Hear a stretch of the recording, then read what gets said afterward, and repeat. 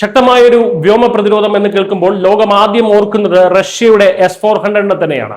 എന്നാൽ ലോകത്തെ ഒന്നാകെ അത്ഭുതപ്പെടുത്തിക്കൊണ്ട് ആ S-400 വെല്ലുന്ന അതിലും കരുത്തുറ്റ ഒരു തദ്ദേശീയ വ്യോമ പ്രതിരോധ സംവിധാനം ഇന്ത്യ സ്വന്തമാക്കാൻ പോകുന്നു എന്ന് പറഞ്ഞാൽ വിശ്വസിക്കാനാകുമോ?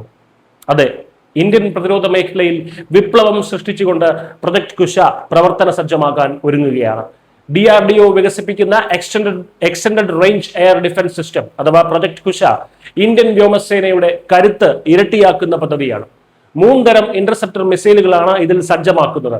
150 കിലോമീറ്റർ പരിധിയുള്ള M1 മിസൈലിന്റെ പരീക്ഷണം ഈ വർഷം ആദ്യം ഇന്ത്യ വിജയകരമായി പൂർത്തിയാക്കി കഴിഞ്ഞു. 250 കിലോമീറ്ററും 350 മുതൽ 400 കിലോമീറ്റർ വരെയും ദൂരപരിധിയുള്ള M2, M3 മിസൈലുകളുടെ പരീക്ഷണം വരും മാസങ്ങളിൽ നടക്കും. ശത്രുക്കളുടെ ക്രൂയിസ് മിസൈലുകൾ, ഡ്രോണുകൾ, എന്തിന് സ്റ്റെൽത്ത് ഫൈറ്റർ വിമാനങ്ങളെ പോലും 250 കിലോമീറ്റർ അകലെ വെച്ച് തന്നെ തകർക്കാൻ ഈ സംവിധാനത്തിന് കഴിയും. വലിയ വിമാനങ്ങളെ 350 കിലോമീറ്റർ ദൂരപരിധിയിൽ വെച്ച് തന്നെ കുശ പ്രതിരോധിക്കും.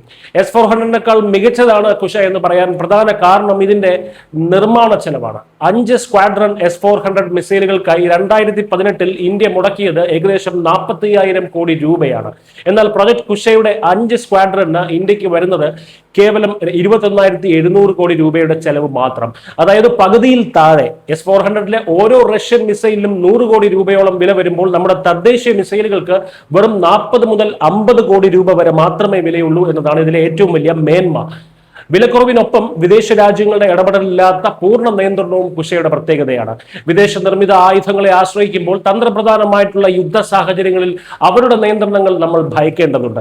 എന്നാൽ കുശയുടെ സോഫ്റ്റ്വെയറുകളിലും മിഷൻ അൽഗോരിതത്തിലുമൊക്കെ പൂർണ്ണ നിയന്ത്രണം ഇന്ത്യൻ വ്യോമസേനയ്ക്ക് മാത്രമായിരിക്കും. ഭാരത് ഡൈനാമിക്സ് ലിമിറ്റഡ് ഇതിലെ മിസൈലുകളും ഭാരത് ഇലക്ട്രോണിക്സ് ലിമിറ്റഡ് ഇതിനായുള്ള റഡാറുകളും നിർമ്മിക്കും.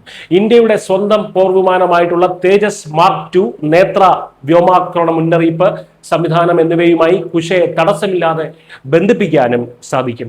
പ്രൊജക്ട് കുശയുടെ 5 സ്ക്വാഡ്രണുകൾക്കായിട്ടുള്ള ഓർഡർ ഇന്ത്യൻ വ്യോമസേന ഇതിനോടകം തന്നെ നൽകിക്കഴിഞ്ഞു. 2028-നും 30-നും ഇടയിൽ ഈ സംവിധാനം സേനയുടെ ഭാഗമാകുമെന്നാണ് പ്രതീക്ഷിക്കുന്നത്. വ്യോമ പ്രതിരോധത്തിൽ പൂർണ്ണ സ്വയം പര്യാപ്തത നേടുന്നതിലൂടെ സ്വന്തം ആകാശം സുരക്ഷിതമാക്കുക മാത്രമല്ല റഷ്യ ഉൾപ്പെടെയുള്ള വിദേശ രാജ്യങ്ങളുടെ പ്രതിരോധ വിപണിക്ക് ഇന്ത്യ നൽകുന്ന ഏറ്റവും വലിയൊരു വെല്ലുവിളിയായി മാറും പ്രൊജക്ട് കുശ.